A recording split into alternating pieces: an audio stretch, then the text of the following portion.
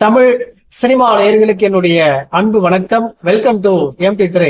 இந்த ஷோல நம்ம என்ன பார்க்க போறோம் அப்படின்னா, த ரவுண்ட் ஆஃப் பனிஷ்மெண்ட் அப்படிங்கிற ஒரு கொரியன் திரைப்படத்தினுடைய ரிவ்யூ தான் பார்க்க போறோம். இந்த படம் அமேசான் பிரைம் OTT-ல அவைலபிளா இருக்கு. தமிழ் டப்பிங்லயுமே பாத்தீங்கன்னா அவைலபிளா இருக்கு. இந்த படத்தினுடைய ஒன்லைன் ஸ்டோரி என்ன அப்படின்னா, தமிழ்ல சிங்கம் சீரியஸ் பார்த்திருக்கோம் இல்லையா, அதே போல கொரியன்ல ஒரு காப் சீரியஸ் எடுத்திருக்காங்க.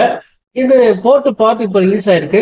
இந்த படத்துல பாத்தீங்கன்னா டான் லீ தான் பாத்தீங்கன்னா லீட் ரோல் பண்ணிருக்காரு. இந்த படத்தினுடைய ஆரம்பத்திலேயே பேக் அப்படிங்கிற வில்லன் பாத்தீங்கன்னா டெக்கி கையா இருக்கக்கூடிய ஜோவை பிலிப்பைன்ஸ்ல வச்சு மர்மமான முறையில கொலை பண்றாரு. அந்த பாடி பாத்தீங்கன்னா அட்டாப்சி ரிப்போர்ட்டுக்காக போகுது. அதை இன்வெஸ்டிகேட் பண்றதுக்காக கதாநாயகன் டான் லீ களத்துல இறங்குறாரு.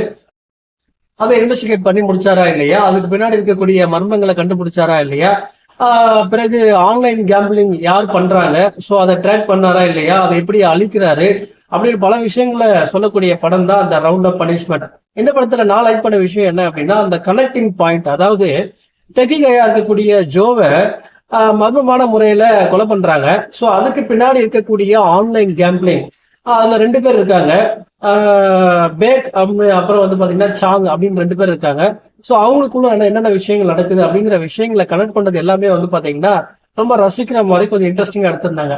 அதுக்கு பிறகு பாத்தீங்கன்னா அந்த கொலைய இன்வெஸ்டிகேட் பண்ற விதத்தையும் பாத்தீங்கன்னா ரொம்ப இன்ட்ரெஸ்டிங்கா எடுத்திருந்தாங்க. கதாநாயகன் டான்லி அந்த கொலையை எப்படி எல்லாம் இன்வெஸ்டிகேட் பண்றாங்க அப்படிங்கிற போர்ஷன்ஸ் எல்லாமே ரொம்ப ரசிக்கிற மாதிரி எடுத்திருந்தாங்க.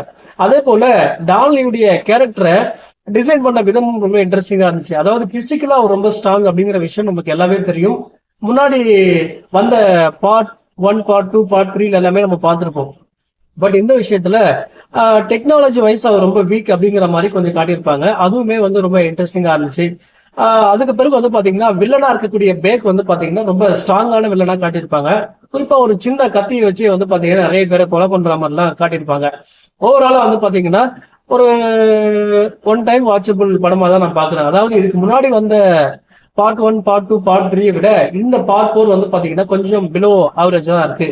ஏன்னா இந்த படத்துல ஸ்டோரி வைஸ் பார்த்தாலும் சரி, ஓரளவுக்கு அதாவது சுவாரஸ்யமான விஷயங்கள் நிறைய இல்லை அப்படின்ற மாதிரி தான் தோணுது. அதாவது ஃபைட் சீக்வன்ஸ் பாத்தீங்கன்னா பெரிய அளவுல இல்லை அப்படின்னு தான் தோணுது மற்ற பார்ட்டோட கம்பேர் பண்ணும்போது.